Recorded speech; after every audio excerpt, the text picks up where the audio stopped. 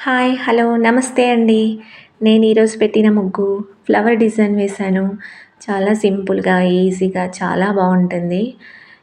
చాలా ఈజీగా నేర్చుకోవచ్చు. ఈ ముగ్గు గనక మీకు నచ్చితే వీడియో చివరి వరకు చూసి లైక్ చేయండి, షేర్ చేయండి, సబ్స్క్రైబ్ చేసుకోండి ఫ్రెండ్స్. Thank you.